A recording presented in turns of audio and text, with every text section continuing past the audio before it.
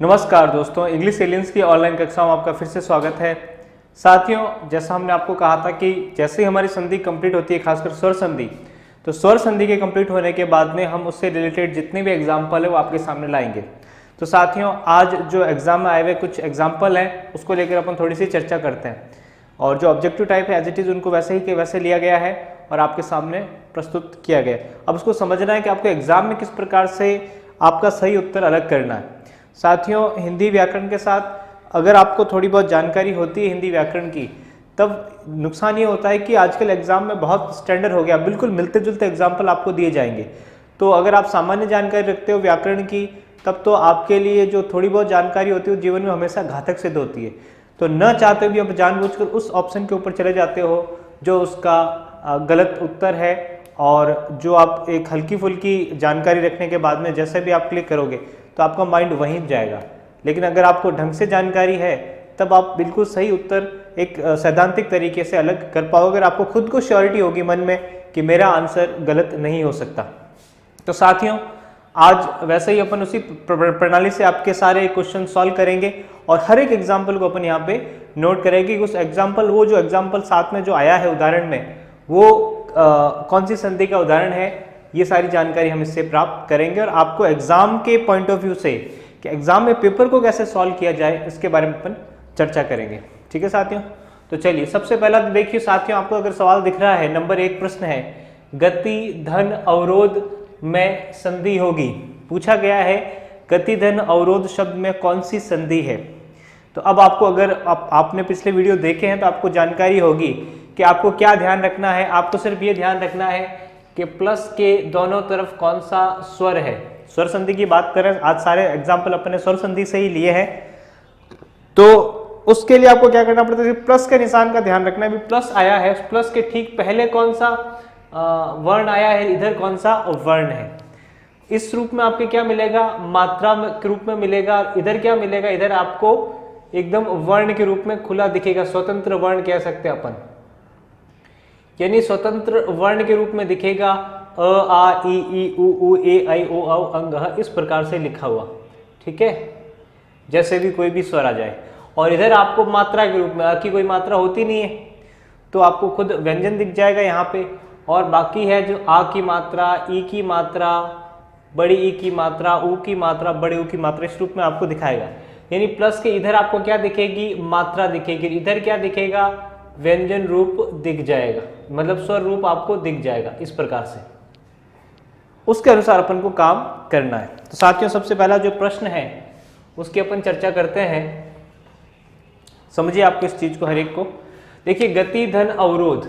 अब आपको क्या ध्यान रखना है, आपको भी शब्द के प्रपंच में नहीं पढ़ रहा है कि सरपंच ये पद क्या है, इसका अर्थ क्या है। आपको ये ध्यान रखना है कि प्लस के ठीक इधर कौन सा मात्रा है, तो प्लस के ठीक इधर ई की मात्रा है। दिख रही है आपको ई की मात्रा, ये रही ई की मात्रा। प्लस के इधर क्या आया है, इधर अ आया है। अगर आपको अब नियम याद है, ई के बाद में जैसे ही कोई भी असमान स्वर आए तो ई किसका निर्माण करेगा, य का निर्माण कर देगा, और यह किस में बनता है, यण संधि में बनता है। अब हिंदी में आपको ये भी चीज ध्यान रखनी है कि कभी भी आपको सीधे एग्जाम्पल पे नहीं जाना है। आप मेरी बात को बहुत ध्यान से सुनिएगा, आपको कभी भी सीधे एग्जाम्पल पे नहीं जाना, आपको सीधा प्रश्न को देखना है। प्रश्न को देखने के बाद में आपको अपने अनुसार उसका हल करना है, अगर कोई संधि विच्छेद करने के लिए दिया जाए या संधि करने के लिए दिया जाए। हाँ, संधि की पहचान करने के लिए आपको पहले तो खुद का नियम लगाना है, शब्द को पहचानना है कि इसमें कौन सी संधि होगी, उसके बाद में आपको उसी चीज को एग्जाम्पल में ढूंढना है। अगर आपने जो सोचा, आपने जो रफ काम किया है, उसी के अनुसार आंसर अगर किसी ऑप्शन में है तब आप कीजिए। और सबसे अच्छा तरीका हिंदी में यही होता है, अगर आप एग्जाम्पल को पढ़ोगे तो फिर आप ज़्यादा कंफ्यूज जाओगे। इससे अच्छा आप अपना काम पहले करें। अपना काम करने के बाद में जो निष्कर्ष आपने प्राप्त किया है, जो रिजल्ट आपके पास आया है, उसको आप मैच कीजिए ऑप्शन से। अब जिस ऑप्शन से आपका मैच हो रहा है आंसर, आप विश्वास कीजिए कि वो आपका आंसर सही होगा। अब गति धन अवरोध की बात करें तो इसमें देखिए, ई की मात्रा सामने क्या गया, असमान स्वर। ई के सामने कभी भी असमान स्वर आता है तो क्या होता है, यण संधि होती है। ई, उ और इसी के सामने असमान स्वर आते हैं, क्या संधि होती है, यण संधि। अब आपको एक ध्यान हो गया, यण संधि है, ये यण संधि पूछ ही नहीं रहा, ये तो पूछ रहा है बनेगा क्या। तो आपको पता है अपन ने जैसा भी करा था, यानी ई से क्या बन जाएगा, यह बन जाएगा आधा, आगे किसकी मात्रा है, अ की मात्रा, यह बन गया पूरा।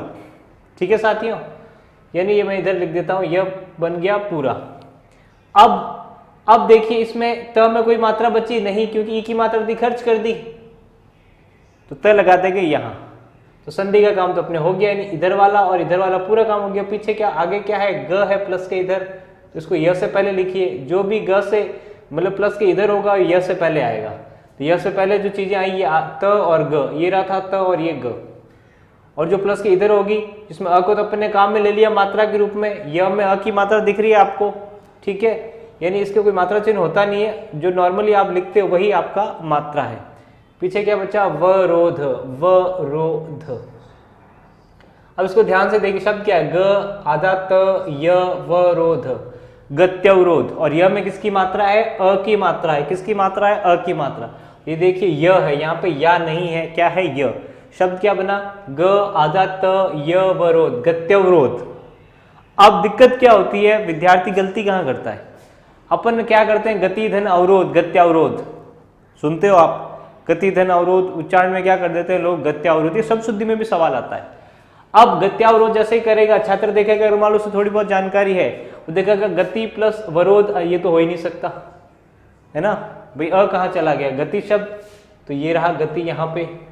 अब आगे अ का भी जो वैल्यू है, अ की भी जो उपयोगिता है वो दिख नहीं रहा आपको, तो यहाँ रुका नहीं। फिर देखा गति धन अवरोध, गत्यावरोध, गति धन अवरोध, गत्यावरोध, और यहाँ फंस जाता है। वो क्या करेगा, इसको सही कर देगा, वो इसको सही, गति धन अवरोध, गत्यावरोध। गत्यावरोध सुना सुना लगता है, क्योंकि हम उच्चारण गलत करते हैं गत्यावरोध शब्द का। ठीक है गत्यावरोध, गत्यावरोध कर देते हैं, ये यहाँ फंस जाता है सामान्य विद्यार्थी। और हमेशा एग्जाम पेपर जो बनाया जाता है, प्रश्न पत्र बनाया जाता है, हिंदी का हो चाहे किसी का, उसमें कुछ विशेष जो ब्लूप्रिंट होता है, एक प्रकार से नील पत्र कहते हैं ब्लूप्रिंट, उसमें कुछ न कुछ ज्ञानात्मक और ऐसे उद्देश्य भी होते हैं जो पता करते हैं भाई जो अभ्यर्थी है उसके अंदर क्या क्या योग्यताएं हैं। तो अगर उसमें जल्दबाजी हड़बड़ाहट है, वो इसको आंसर करके आगे बढ़ जाएगा, आते हुए भी उसको जानकारी है संधि की, फिर भी वो गलती कर देता है। तो ध्यान क्या रखना है, आपको अपने नियम के अनुसार चलना है। नियम क्या कह रहा है, नियम तो कह रहा है कि शब्द बनना चाहिए गत आधा त यवरोध, गत्यावरोध। अब ये बैठा यहाँ पे नंबर 3 पे, तो गति धन अवरोध क्या बना, गत्यावरोध, न कि गत्यावरोध। ठीक है साथियों, तो आपको सही आंसर आपका मिल गया, उससे मिलता जुलता और कोई है नहीं, तो इसको भी आपने गलत कर दिया। यानी आपका सही आंसर क्या है, गति धन अवरोध, गत्यावरोध, न कि गत्यावरोध। क्लियर हुई चीज, ये एग्जाम में आया हुआ सवाल। सीक्वेंस भी देखिए, पहले उसने बिल्कुल मिलता जुलता और जो सामान्य बोलचाल में चलता है उसको रखा ऊपर, ताकि सामान्य विद्यार्थी अगर आधी अधूरी जानकारी वाला है वो यहाँ पे फंस जाएगा, कि उन्हें तो अच्छे श्रेष्ठ क्रमिक चाहिए, तो यहाँ पे फंस जाएगा। अच्छा विद्यार्थी यहाँ तक आएगा, क्योंकि अच्छा विद्यार्थी दूसरे पर डिपेंड नहीं है, एग्जाम पर डिपेंड नहीं है, उसको पता है कि मैंने बिल्कुल संधि पढ़ी है और उसके अनुसार मेरा आंसर है गत्यावरोध ही होगा, गत्यावरोध नहीं होगा। ये रहा उसका आंसर जो नियम के अनुसार है। साथियों इसी प्रकार अपन चर्चा करते हैं दूसरे एग्जाम्पल की। ये तो यण संधि का उदाहरण था, इसमें पूछा है कि गुण संधि का उदाहरण है।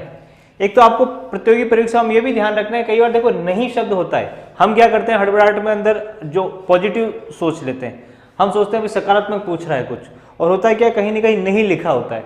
तो परीक्षा में ये भी आपको नहीं जहां पे भी दिख जाए, मान लो एक आगे एक सवाल आएगा जिसमें लिखा होगा नहीं, जैसे सबसे अंतिम देखिए ये प्रश्न, तो इसमें नहीं को क्या कर लीजिए आप पेंसिल से थोड़ा सा, जहाँ एग्जाम देने जाते हो थोड़ा सा मार्क कर लीजिए, ताकि जैसे ही मार्क होगा आपका ध्यान प्रश्न पढ़ते समय उस पर जाएगा। तो प्रश्न पढ़ते समय हमेशा ध्यान रखिए, अगर नकारात्मक सवाल आया है, नहीं से पूछा है कोई चीज, निम्नलिखित में से यह चीज नहीं है, निम्नलिखित में से कौन वृद्धि संधि का उदाहरण नहीं है, तो नहीं शब्द को ध्यान रखना है।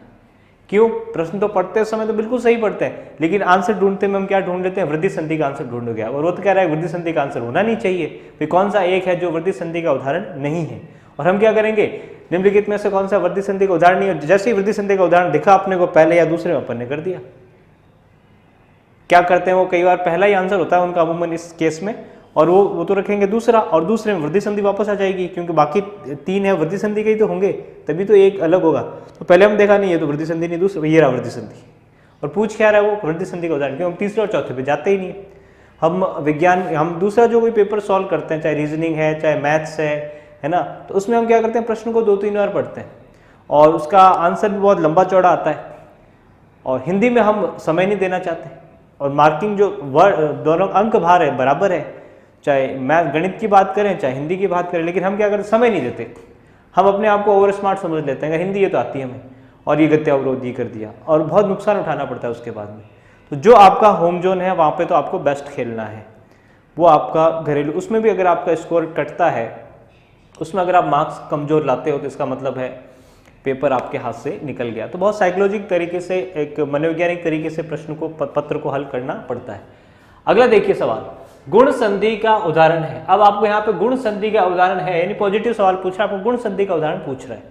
तो आपको पता होता है गुण संधि में किस किस की मात्रा बनती है, ए की मात्रा बनेगी और ओ की मात्रा बनेगी और एक अर में र आधा होगा, तो एक प्रकार से ऐसी सिचुएशन बनेगी, इधर वाला पूरा होगा, उसमें किसकी मात्रा होगी, अ की मात्रा होगी और आगे र के रूप में मिल जाएगा। 3 अवस्थाएं होती है, ए, ओ और अर।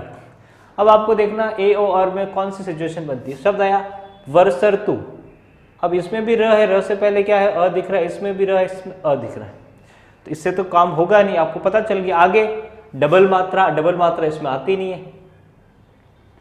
गुण संधि में कब आती है डबल मात्रा, वृद्धि संधि में आती है। आगे मनोहर, हाँ इसमें आपके क्या आ रही है, एक प्रकार से डबल, ये आपके ओ की जैसी मात्रा आ रही है। तो विद्यार्थी ने सोचा, अरे वाह ये तो गुण संधि का उदाहरण मैंने ढूंढ लिया, ये वर्षर्तु तो पता ही नहीं चल रहा कहाँ आधा र, ये इधर तो 2 है, कंफ्यूज हो जाता है। यहाँ पे स्वधन अभिमान, पता नहीं स्वधन अभिमान का क्या होगा, वह से पहले आधा, ये तो जन संधि होगी।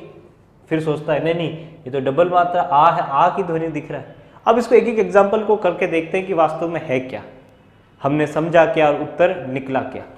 तो सबसे पहले बात करते हैं अपन वर्षर्तु। अगर किसी विद्यार्थी पढ़ा है ढंग से, उसने नियम पढ़े हैं जो अपने पिछले वीडियो में सिखाए हैं, तो उसको किस प्रकार से हल करेगा। ये तो बेसिक जो आजकल ट्रिक चलते हैं कि ए, ओ और अर से, लेकिन ये आपको सामान्य जानकारी के लिए चीजें उपयुक्त हो सकती है, गहन जानकारी के लिए नहीं। आप प्रतियोगी परीक्षा के दौर में हो तो सीधी सी बात है, आपसे कुछ आउट ऑफ द बॉक्स, एक एडवांस चीज, जो खास चीज जो दूसरों से आपको अलग करेगी, तभी तो आप लाएंगे उस तरफ होंगे और दुनिया इस तरफ। तो साथियों एक एक चीज को समझ के करना। वर्षर्तु, अब सामान्य विद्यार्थी क्या करेगा, जिसने अगर संधि नहीं पढ़ी है तो एक शब्द निकाल देगा वर्ष, फिर सोचेगा यार क्या होगा, तू होगा।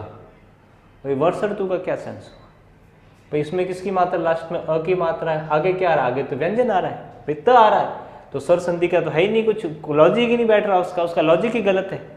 ठीक है, अतु भी नहीं होगा, तो वो यहाँ पे फंस जाएगा, उसे नहीं पता चलेगा। लेकिन अगर कोई विद्यार्थी पढ़ा है उसने अच्छे से, वो क्या करेगा, वो देखेगा अच्छा वर्षर्तु यानी वर्ष भी नहीं हो तो वर्षा तो हो सकता है, वर्षा होता है बारिश, और ऋतु यानी ऋतु शब्द से अंत में ही होता है, भाई ऋतु शब्द आएगा तो क्या बनेगा, ऐसा ही कुछ चीज बनेगी।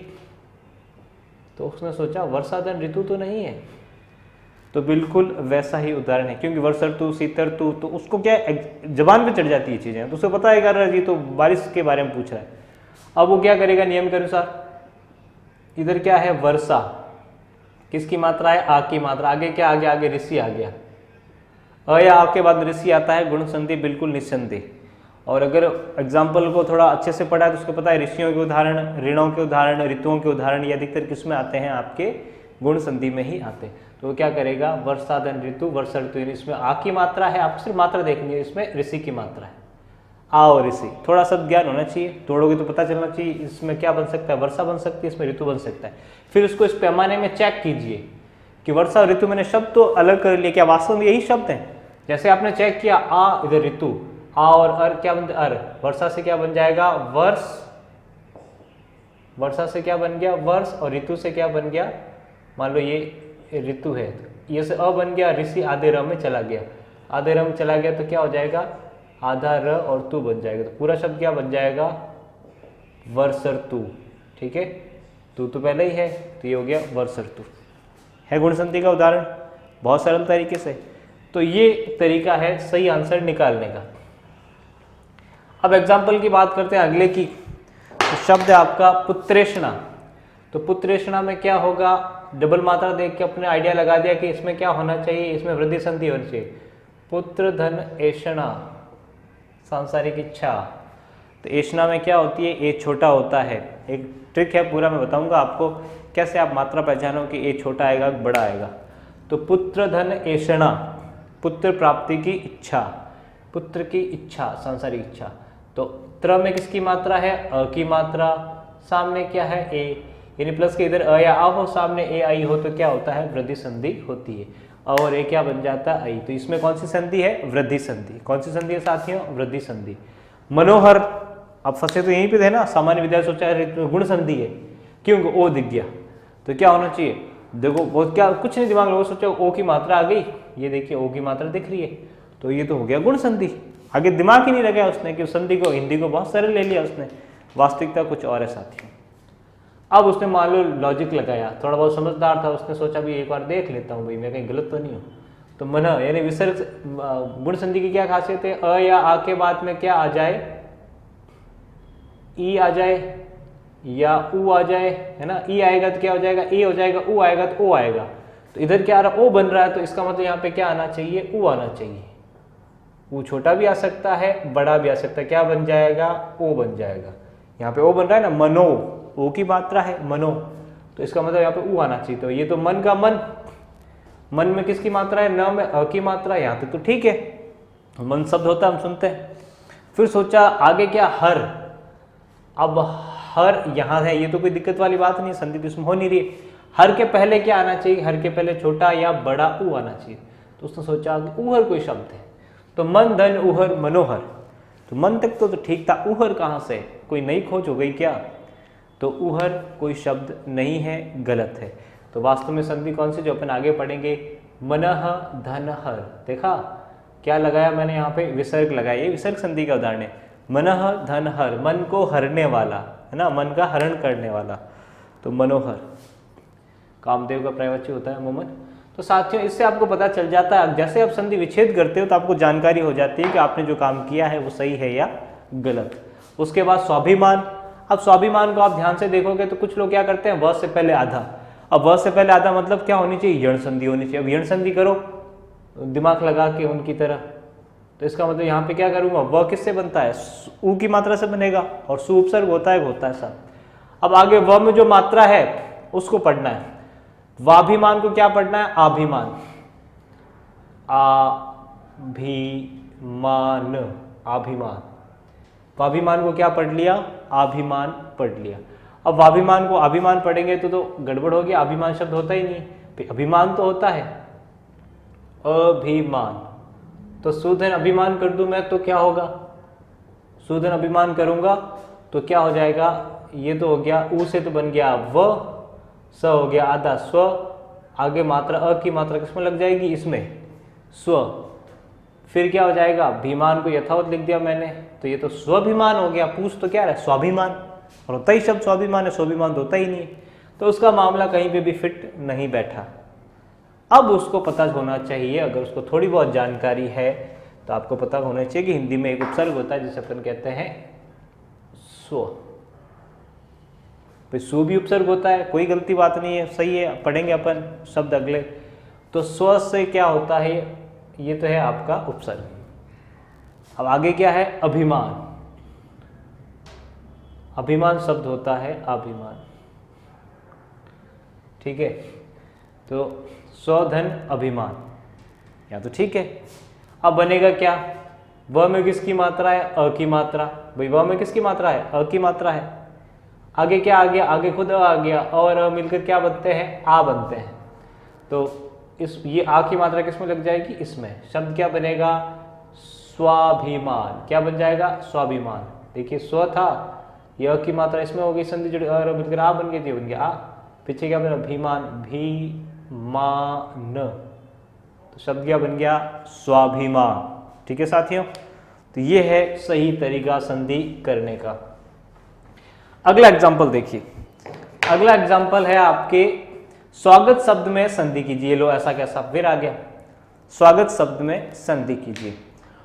अब स्वागत में अगर मान लो मैं पहले उसी लॉजिक जैसे स्वाभिमान को किया वैसे ही मिलता शब्द देखकर मैं सोचूं यहाँ पे भी क्या होना चाहिए, यहाँ पे भी आपके दीर्घ संधि होनी चाहिए। तो मैंने क्या कर दिया, लिख दिया स्व धन आगत, स्वधन आगत। अब देखा मैंने, अरे वाह, व में क्या है, अ की मात्रा है। आगे क्या आ रहा है, आगे आ रहा है आगत वाला। आगत शब्द होता है, बिल्कुल होता है। स्व उपसर्ग होता है, अभी कह रहा था स्व उपसर्ग होता ही है। तो क्या बन जाएगा, और आ मिलकर क्या बन जाएंगे, आ बन जाएंगे दीर्घ संधि, है ना। कितने खुश हुए अपन।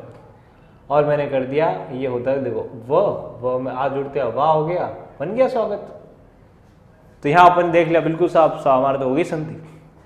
स्वागत करते हैं अपन किसी का, तो उसका मतलब क्या था, स्वधन आगत, अपने आप आना, खुद आना। अब खुद आना स्वागत क्या होता है, बाकी दूसरा कौन लेके आएगा, उठा के लाते हैं क्या। तो स्वागत का मतलब इस अर्थ में जो अपने शब्द प्राप्त हुआ संधि के हिसाब से अपन कर दिया, अलग कर दिया, लेकिन स्वधन आगत ये तो बैठा ही नहीं, खुद आना, ये कोई स्वागत। अपन कहते हैं आपका भव्य स्वागत किया गया, यानी उनका भव्य अपने आप आना हुआ, उनका भव्य अपने आप। भाई स्व का मतलब अपने आप, आगत का मतलब आना, तो उनका भव्य यानी बहुत बड़ा, उनका अपने भव्य अपने आप आना हुआ। शब्द ही नहीं बन रहा है ना, भाषा में जोड़ ही नहीं रहा। अब इसको अपन ने दूसरा सिस्टम किया, अरे कहीं ये मामला दूसरा तो नहीं है। तो आपने देखा भाई स्वागत मामला तो जमाया, लेकिन जमा नहीं, मजा नहीं आया। अब ये लिखा हुआ इधर, सॉरी ये तो मैंने गलती से लिख दिया, इसको ऐसा लिख देता, स्वधनगत, खुद जाना, गत का मतलब जाने के अर्थ में, गति प्राप्त करने के अर्थ में, ये भी नहीं बैठा मामला।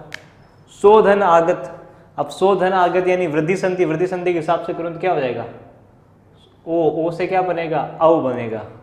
तो औ में क्या हो जाएगा, स हो जाएगा, आगत वाला आ लग जाएगा, वाह गत। तो शोधन आगत हो गया सवागत। ये सवागत जो पश्चिमी राजस्थान में लोग बोलते हैं सवागत, है ना, सवागत करासा, देसी ग्रामीण इलाके में अपने ये ऐसे ही बोला जाती है। तो वो भी शब्द नहीं बना कि अपन तो हिंदी की बात करें, अपन देशी शब्दों की बात नहीं कर रहे हैं। संधि हमेशा तत्सम शब्दों में होती है, थोड़ा तत्सम शब्दों की बात करेंगे, तो ये भी अपने लॉजिक नहीं लगा। फिर सुधन आगत, अब सुधन आगत को लिखा साहब, सुधन आगत, देखते हैं, सु बिल्कुल सही है, हिंदी का उपसर्ग है सु। आगत, आगत भी हिंदी में काम लेते हैं। हिंदी का उपसर्ग का मतलब है जो संस्कृत रूप है हिंदी में प्रचलित है वो सारे हिंदी के उपसर्ग ही कहलाते, मतलब हिंदी, संस्कृत और विदेशी भाषा के वे शब्द, वे उपसर्ग जो हिंदी में काम लिए जाते हैं, हिंदी के उपसर्ग। तो सु भी उपसर्ग होता है, आगत शब्द होता है। अब लॉजिक लगाया भाई, प्लस के इधर क्या है, ऊ की मात्रा, ये ऊ जो मात्रा दिख रही है, और प्लस के इधर क्या है, इधर आपके आ है। ऊ और आ मिलकर क्या बनते हैं, ऊ के सामने कोई भी असमान स्वर आता है तो क्या बनता है, यण संधि, ऊ से बनेगा व। तो अपन ने क्या करा, बना दिया व। ये संधि कहाँ में ले ली, ऊ के बाद में कोई भी असमान स्वर, व कैसा, आधा। आगे क्या है, आ है, तो ये व में आ की मात्रा लगा दी। अब पीछे इधर क्या बचा, आधा स, इधर क्या बचा, गत। बिल्कुल लॉजिक तो वैसा वैसा लग रहा है जो पहले में लगा था आपने। तो स्वागत सब प्राप्त हो गया। अब इसका अर्थ देखते हैं, क्या अर्थ भी इसको अपन को वैसे ही प्राप्त। सुधन आगत, सु का मतलब होता है शुभ, अच्छा। आगत का मतलब आगमन, जिनका आगमन अच्छा हो, जिनके लोगों का घर में प्रवेश करना, उनका आगमन, जैसे लक्ष्मी का आगमन अच्छा माना जाता है घर में, वैसे ही हम अतिथि देवो भव, अतिथि हमारे देवता होते हैं, उनका भी हम इसी प्रकार से स्वागत करते हैं। स्वागत का मतलब जिनका आना शुभ हो, सु मतलब अच्छा, आगत का मतलब आगमन, जिनका आना हमारे लिए शुभकारी होता है, बहुत रिस्पेक्टिव शब्द है, वो होता है स्वागत। ये बिल्कुल इसी परिभाषा में बैठता है। तो शुद्ध सही आंसर आपका क्या हो गया, स्वागत। इसमें सही आंसर क्या था आपके, वर्षर्तु, जो गुण संधि का उदाहरण है। ठीक है साथियों, चीजें क्लियर हो रही है, मेरे उम्मीद है पूरी। उसके बाद साथियों अगला शब्द देखिए, पवित्र शब्द का संधि विच्छेद होगा। पवित्र शब्द, अब आपको ये बड़ा जटिल लगता है क्योंकि ये संधि है भी थोड़ी कठिन।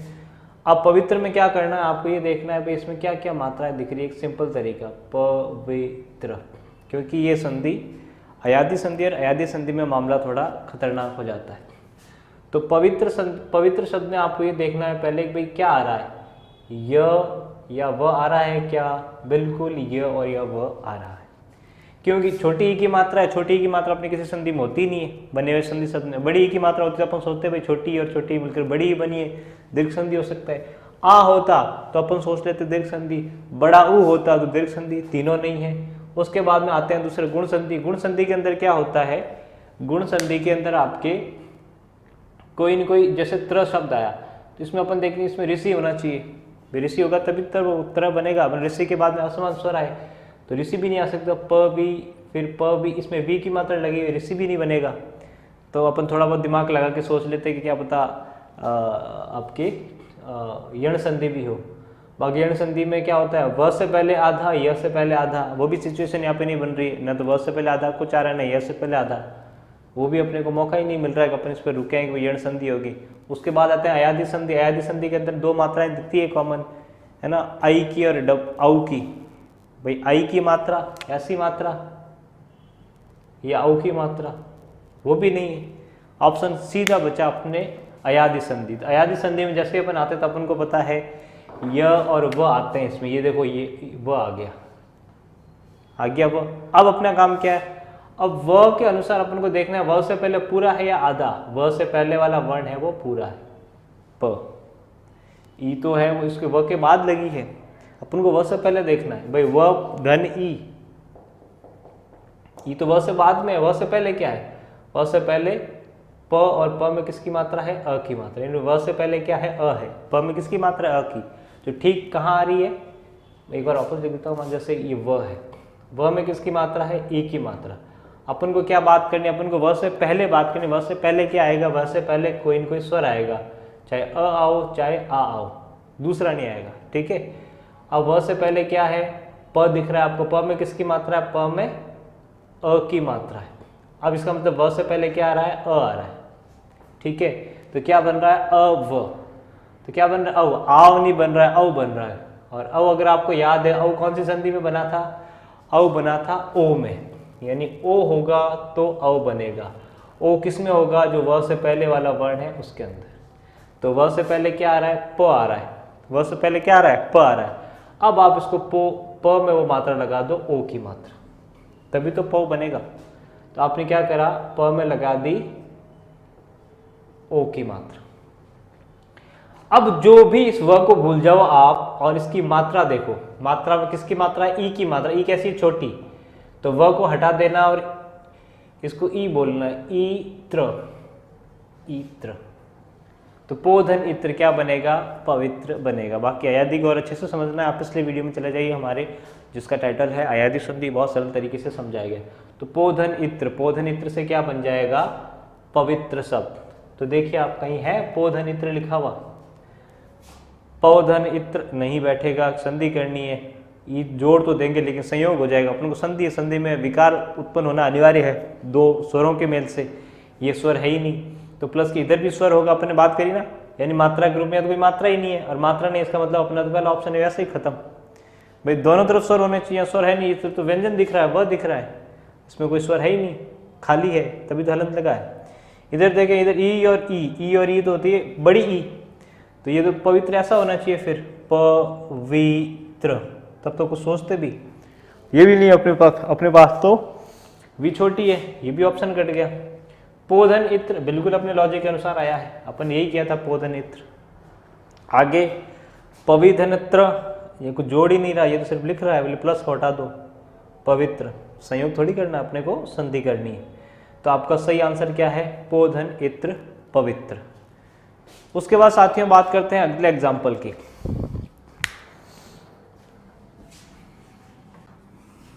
पांचवा एग्जाम्पल हम देख रहे हैं। देखिए इसमें शब्द है वसुधैव। अब वसुधैव में आपको ध्यान से देखना है साथियों कि इसके अंदर कौन कौन सी अपने को मात्राएं दिख रही है। इसमें मात्रा एक दिख रही है अपने को छोटे ऊ की मात्रा, और दूसरी मात्रा दिख रही है आपको आई की मात्रा। अब हमने स्वर संधि पढ़ी, स्वर संधि में हमें पता है कि छोटे ऊ की मात्रा कहीं आई ही नहीं, यानी बने हुए शब्द में कहीं भी छोटे ऊ की मात्रा नहीं आई। ऊ और ऊ मिलकर क्या बना, बड़ा ऊ बना। तो यहाँ देखिए छोटा ऊ है, इसका मतलब यहाँ संधि अपने इस शब्द में तो कहीं नहीं है। अब दूसरी मात्रा में दिख रही है आई की मात्रा, यानी डबल मात्राएं।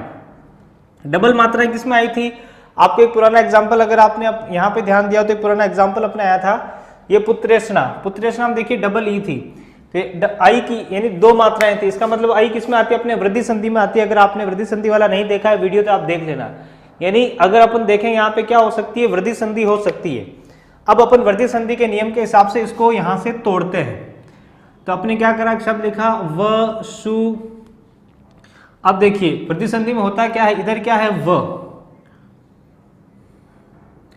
अभी अपन ने कोई विशेष काम नहीं किया, अपन ने सिर्फ अपने पता है वसु शब्द है, उसको में कोई संधि नहीं होगी। संधि का जो भी खेल होगा वो इसी शब्द में होगा, इस ध में होगा। अब ध में आई आई तो आई किससे निर्माण होता है? आई का निर्माण होता है इधर अ या आ हो वृद्धि संधि में, और सामने क्या आ जाए? ए या आई आ जाए, प्लस के इधर अ या आ की मात्रा होगी, इधर क्या होगा? मात्रा, और इधर क्या आएगा? स्वतंत्र स्वर आएगा, चाहे ए आओ चाहे आई आओ। तो यहाँ आपको ध्यान रखना है कि एव होगा या एव होगा, यानी एव शब्द होगा या एव होगा। अब आपको पता है एव तो अपने कभी देखा ही नहीं, होता क्या है? एव होता है, तो अपने यहाँ क्या कर दिया? एव कर दिया। इधर वाला तो काम अपने हो गया, निश्चिंत है अपन। इधर मात्रा किसकी आएगी? वो मात्रा आपके ध में होगी। अब आपको देखो वसुध शब्द होता है अ के अनुसार, या आ लगा दूं मैं अगर तो होता है वसुधा। तो वसुध होगा या वसुधा होगा? वसुधा धरती को कहते हैं साथियों। तो देखिए यहाँ पे शब्द क्या हो गया? एक प्रकार से वसुधा शब्द अपने को बन गया, अपन श्योर हो गए भी वसुधा होता है, वसुध नहीं होता। तो क्या बना? वसुधा धन एव। कितना सिंपल है। तो वसुधा धन एव बिल्कुल लॉजिक के अनुसार बन गया। तो कौन सी संधि होगी यहाँ पे? अपने वृद्धि संधि। तो वृद्धि संधि देखना ऑप्शन में कहाँ पे? ये रहा वृद्धि संधि। ठीक है साथियों, गुण संधि हो नहीं सकती। गुण संधि में क्या होता है? ए ओ और अर। तो ए यहाँ पे सिंगल मात्रा दिख रही है, आई की मात्रा है। ओ भी यहाँ पे कहीं नहीं दिख रहा, ना अर दिख रहा है, तो ये गुण संधि नहीं होगी। यण संधि में क्या होता है? अमूमन बने हुए शब्दों में य से पहले आधा, व से पहले आधा, र से पहले आधा। र तो इसमें कहीं दिख ही नहीं रहा, और वह दिख रहा है तो वह से पहले आधा नहीं है। ठीक है, और न ही इसमें अ की मात्रा है, आई की मात्रा है। आई होता अयादि संधि मान लेते हैं, क्योंकि वह से पहले पूरा अयादि संधि, वह से पहले आधा यण संधि। न यण है न यहाँ पे अयादि है। तो कौन सी संधि होगी? अपने पहले नियम से बड़े सरलता से सीख लिया, ये यहाँ पे वृद्धि संधि है। अब देखते हैं अगला एग्जाम्पल, छठे एग्जाम्पल में आप देखिए दीर्घ संधि का उदाहरण नहीं है, दीर्घ संधि का उदाहरण नहीं है। तो सामान्य आप देख सकते हो बने हुए शब्दों में क्या होगा? दीर्घ संधि में अ और मिलकर आ बनाते हैं, ई और ई मिलकर बड़ी ई, और ऊ मिलकर बड़ा ऊ। तो आपको ढूंढना है बड़ा आ की मात्रा कहाँ है, बड़ी ई की मात्रा कहाँ है, बड़ा ऊ की मात्रा कहाँ है। तो दीर्घ संधि पहले तो अपन पॉजिटिव सोचे, देखो पूछ तो रहा है नहीं, तो नहीं को आपको अंडरलाइन कर देना चाहिए। उसके बाद में आपने देखा कि यहाँ पे आ की मात्रा दिख रही है, यहाँ पे भी दिख रही है, पहले ये करके देख लेते हैं। तो इसको मैंने कर दिया स्व अ धन अभिमान, बिल्कुल है स्वाभिमान, यहाँ पे तो है दीर्घ संधि इसमें। तो स्व धन अभिमान क्या बन जाएगा? स्वाभिमान। अभिमान शब्द होता है, बिल्कुल होता है, घमंड के रूप में अभिमान। थोड़ा फर्क तो होता है घमंड और अभिमान में शाब्दिक रूप से, लेकिन घमंड थोड़ा ज्यादा जटिल है, अभिमान उससे कम।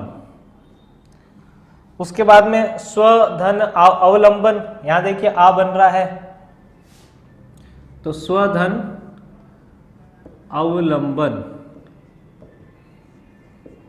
ये भी आपकी दीर्घ संधि। व में क्या है? अ, और सामने अ और मिलकर आ बन रहा है, आ बन रहा है, आ बन रहा है। स्वधन अधीन, स्वधन अधीन ये भी क्या है? दीर्घ संधि है। आगे स्वधन चच, तो मैंने कहा सोचा देखिए यहाँ पे स्व कर दूं, यहाँ पे अ या आ आना चाहिए, समान स्वरों का मेल होता है दीर्घ संधि के अंदर। तो यहाँ पे अ आ ही नहीं रहा, च और छ आ रहा है। इसका मतलब अपन सामान्य लॉजिक से भी कर सकते हैं कि इसके अंदर आपकी दीर्घ संधि नहीं है, इसमें दीर्घ संधि नहीं है। तो इसमें संधि है कौन सी, ये पहचान है। अब आप पता है इसमें क्या है आपके दीर्घ संधि नहीं है। अब दूसरा लॉजिक लगाइए, क्या दिख रहा है आपको? कोई मात्रा दिख रही है? सामान्य कोई मात्रा नहीं दिख रही है ना, तो दीर्घ संधि हो नहीं सकती। अपन पहले चर्चा कर चुके हैं, इसमें दीर्घ संधि तो थी नहीं। क्या गुण संधि हो सकती है? ए आई या अर आ रहा है? नहीं, न ए आ रहा है, न आई आ रहा है, न कहीं पे भी रेफ ध्वनि र दिख रहा है। तो इसमें आपके एक प्रकार से गुण संधि भी नहीं है। उसके बाद में वृद्धि संधि, आई औ आ रहा है? नहीं, आई और औ की भी मात्रा भी नहीं दिख रही, तो वृद्धि संधि भी नहीं है। उसके बाद बात करते हैं यण संधि। यण संधि य से पहले आधा, व से पहले आधा, र से पहले आधा, ये रहा व से पहले आधा। तो व से पहले आधा है, इसका मतलब ये व किससे बना होगा? तो ये स है, ये मैंने लिख दिया यहाँ पे स, बीच में मैंने क्या कर दिया चच, ये च और छ लिख दिया। अब वह किससे बनता है? ऊ से बनता है, तो इसमें मैंने ऊ की मात्रा लगा दी। आगे वह में किसकी मात्रा दिख रही है? अ की मात्रा है, तो यहाँ पे मैंने अ लिख दिया। शब्द बन गया सुधन अच। तो सुधन अच से स्वच्छ बनता है, बिल्कुल बनता है। यहाँ पे कौन सी संधि है साथियों, तो सुधन अच यहाँ पे आपके यण संधि है, यानी यहाँ पे आपके दीर्घ संधि नहीं है। ठीक है साथियों। तो साथियों ये था आपके तरीका किस प्रकार से आपको प्रश्न पत्रों को हल करना है। हिंदी में न केवल आपको संधि का ज्ञान होना चाहिए, विषय का ज्ञान होना चाहिए, अपितु प्रश्न पत्रों को किस प्रकार से हल करना है ये जानकारी होनी चाहिए। हिंदी सीखने में नियम कम है लेकिन समझना बहुत ज़रूरी है। सीखने और समझने में जो फ़र्क है वो आपके इन दोनों क्लासों में फ़र्क आपको पता चल गया होगा। उस क्लासों में अपन ने सीखा है और इस क्लास में अपन ने समझा है। इतना करने के बाद में आपको स्वर संधि से संबंधित कोई समस्या नहीं होगी, ये मेरा विश्वास है। तो साथियों एक बार पांचों वीडियो जो पांचों संधियों को अपने पृथक पृथक बनाए हैं वो आप अच्छे से देख लीजिए। उसके बाद में जितने भी एग्जाम्पल परीक्षा में आए हुए हैं उनको आप कीजिए। गाइडों के भरोसे मत रहिए, गाइडों में आंसर की भी कई में गलत दे रखी है। आपको जो पेपर डाउनलोड कीजिए आप साइट से, जैसे अगर आप एसएससी को कोई एग्ज़ाम दे रहे थे उसकी साइट से, यूपीएससी की कोई साइट है उससे, या फिर आप राजस्थान बोर्ड की कोई साइट है, यूपी बोर्ड की कोई साइट है, हरियाणा बोर्ड की साइट है, उससे आप पेपर डाउनलोड कीजिए और अपने हिसाब से उसका आंसर कीजिए। आपका आंसर बिल्कुल सही होगा। तो ये थी साथियों आज की क्लास। बहुत ज्ञान से आपको उसको देखना है और अगले क्लास में हम फिर से और अच्छे अच्छे एग्जाम्पल लेके आएंगे। तब तक के लिए शुभ रात्रि, धन्यवाद। हमारा चैनल लाइक करें, शेयर करें और सब्सक्राइब करें।